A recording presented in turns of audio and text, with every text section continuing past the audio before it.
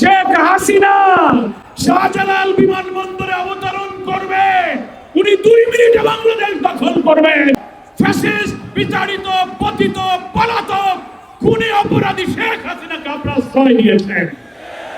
BDR এর সাথে BSF এর নির্লজ্জ পরাজয়ের ইতিহাস আপনাদেরকে স্মরণ করতে হবে।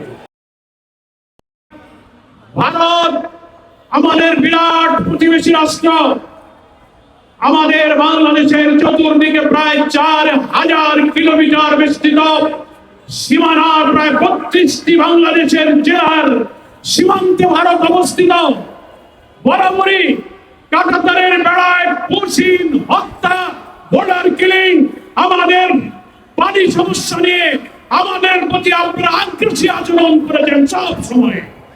কিন্তু এবার দেখতে পাচ্ছি পশ্চিমবঙ্গে বিজেপির শুভেন্দু অধিকারী মুখ্যমন্ত্রী হওয়ার পর নতুন করে আগ্রাসী ভূমিকায় অবতীর্ণ হয়েছেন। আমরা বলতে চাই, ভারতের যে সীমানা, ভারতের স্বাধীনতা, ভারতের সার্বভৌমত্ব, ভারতের অখণ্ডতার প্রতি আমরা শ্রদ্ধাশীল, কিন্তু আপনারা আমাদের অখণ্ডতার প্রতি সম্মান দেখাতে পারেননি। পশ্চিমবঙ্গের নির্বাচনের পর শুভেন্দু অধিকারী যখন মুখ্যমন্ত্রী হলেন, কি আশ্চর্য ব্যাপার, একটি দেশের মুখ্যমন্ত্রী হয়ে তিনি বললেন শেখ হাসিনা শাহজালাল বিমানবন্দরে অবতরণ করবে, উনি 2 মিনিটে বাংলাদেশ দখল করবেন। এটা বোঝা যায় আপনারা আমাদের অখণ্ডতার প্রতি শ্রদ্ধাশীল নন।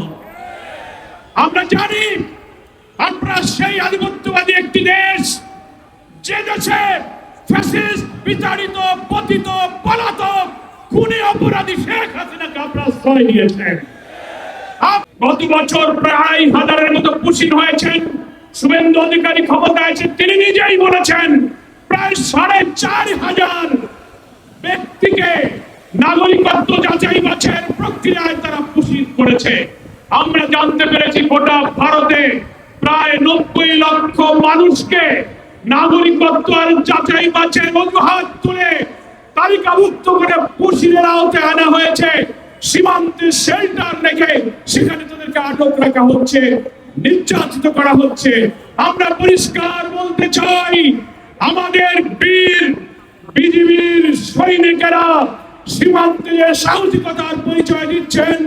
সীমান্তবর্তী প্রায় 32টি জেলার বীর জনগণ এই পুশিনকে তারা প্রতিরোধ করতে শুরু করেছেন।